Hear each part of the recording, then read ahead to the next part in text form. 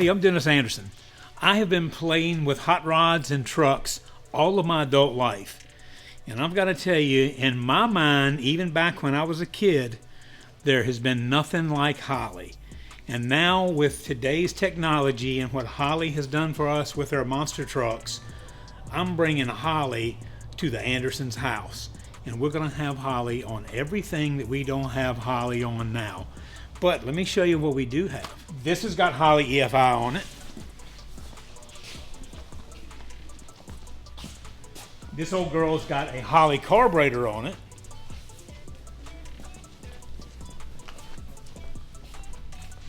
This old truck started back in the day, over 41 years ago, with a Holley carburetor on it. And one of my old faves right here, the old blue and gray Legend, back in the day, this had a 1050 Dominator with a shot of nitrous on it when I didn't know what I was doing. And the boys are over here with this ugliest creation we've ever had on the property, but everybody loves it. And the steamroller is going to finally get EFI. It fits nice now. This is one of my favorites of the property right here. When you're not talking monster trucks, you're talking about street cars, drag cars. This is Richard Midget's car right here. And guess what it has on it? Holley EFI. This is a wicked dude. 496 cubic inches. Got a LS Holley EFI twin throttle body set up for 2 turbos. Got this old classic Corvette right here getting ready to get EFI.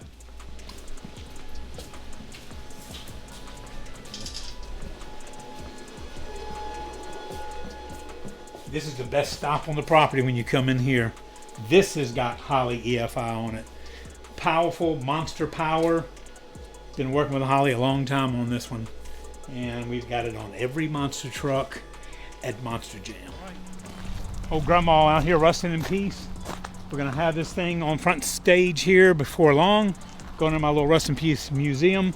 In the day, I ran 2 1050 Dominators on a 671 blower in Grandma, and that was before I knew what I was doing.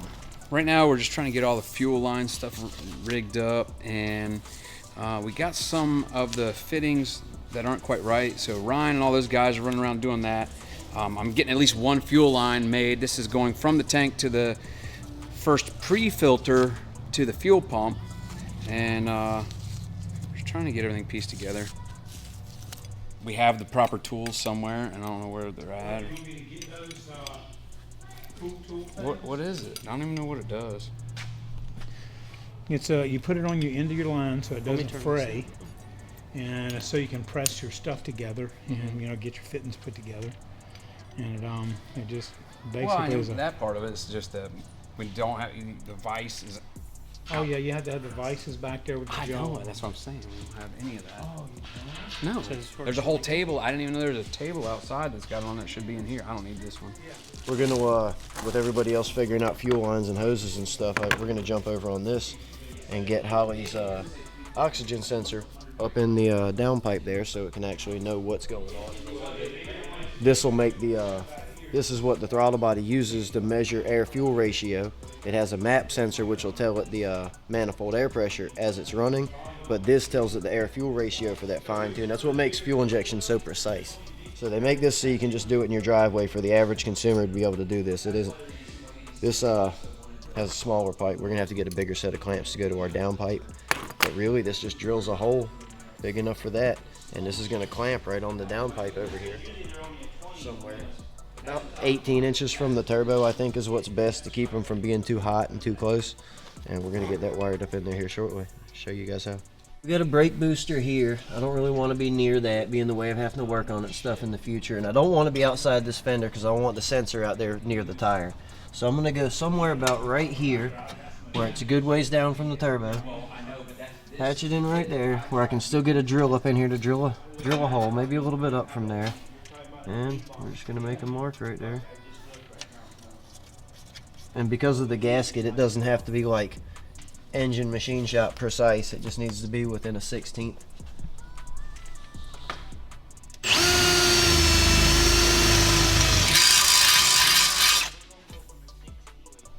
Alright, we're pretty close to fitting up in there. I'm gonna go one more size with our old auger here. And put her in low gear.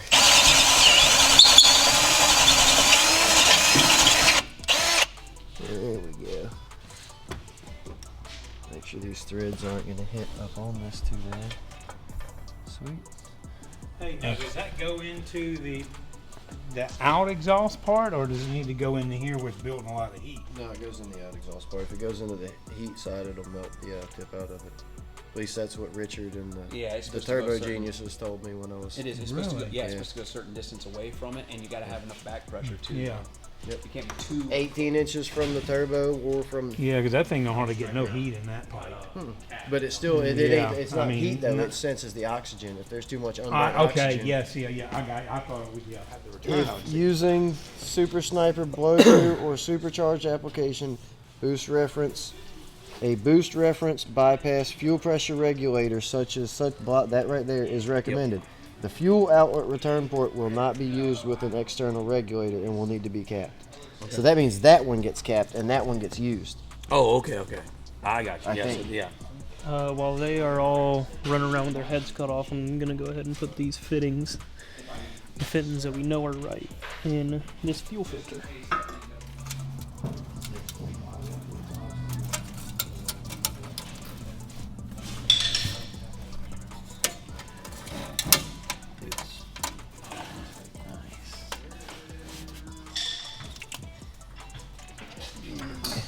That one.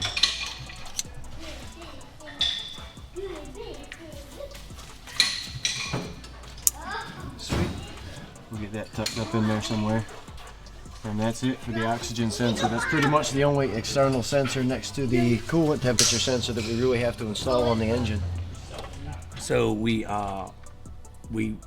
opted to go away from the stock fuel tank after many concerns, plus maybe a little bit of a rust issue. We're going to go away from that because we don't want to contaminate the system because it'll cause all kinds of issues. So with a custom aluminum fuel cell that we had from Megatruck build, and we've mounted our big fuel filter. So we got like a big crazy fuel filter to go right after the tank, and then after that's mounted, now we're going to mount the fuel pump, and the fuel pump's going to be right to the back of the cab basically, and then from there we got to run our main fuel line down along the frame rail up into the engine bay, where it's going to get another fuel filter to the regulator and then to the EFI throttle body. So it's going to be nice. I'll look in the back. Some barbs in there. Does it go to the end of the fitting, or where? Looks like Yeah, it goes right to the end.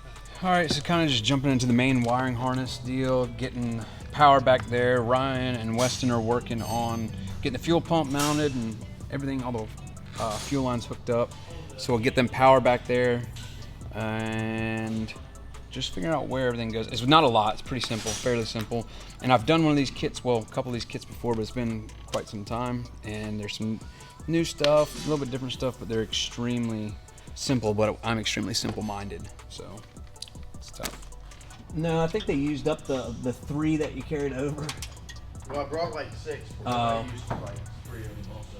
Alright, so this is our fuel filter. It comes from the tank, first fuel filter right here. Then it goes into our pump.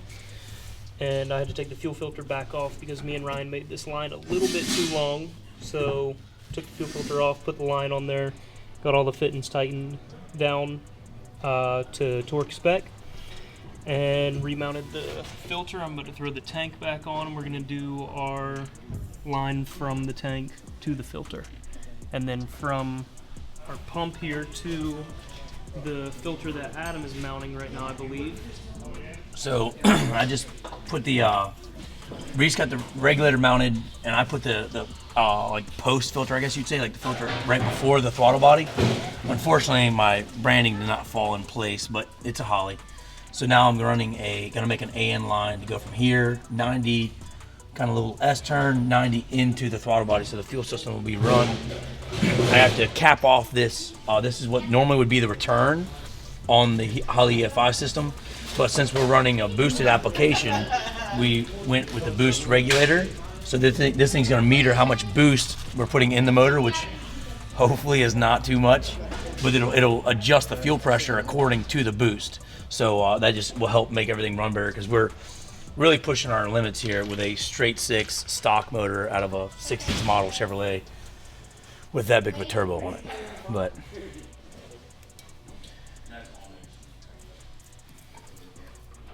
We got, this is the coil wire. This tells the computer how many RPMs the engine's turning. You're going to go on the negative side of your coil whenever you do these because it's the ground pulse that it looks for to make the signal. all right, so now we got fuel lines in from the regulator slash filter, fuel line to the main feed to the throttle body. Now we got to do the main fuel line from that goes from basically the fuel pump to this regulator. So I think Adam started it on the back end. We got to run it up the frame rail, around the engine bay to that regulator.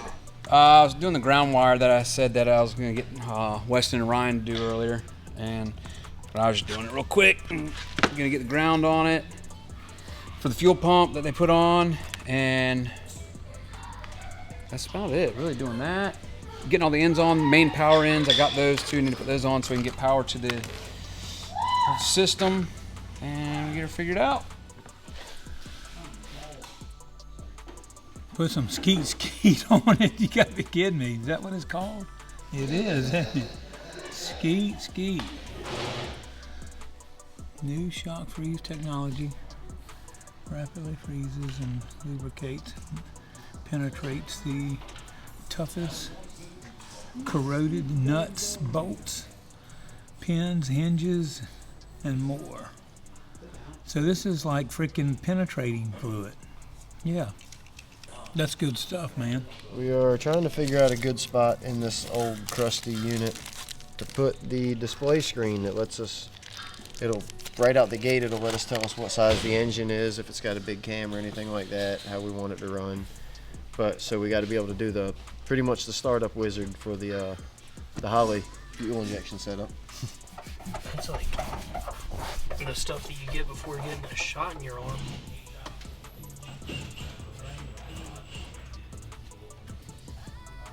This was yours, isn't it? Get her ready.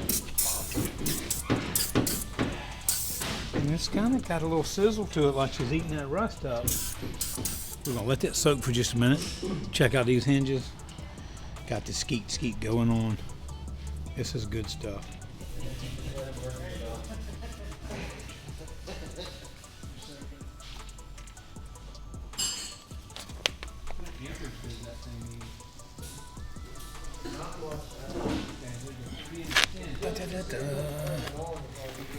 So now I'm plumbing up the return line. So we have a boost controlled fuel regulator.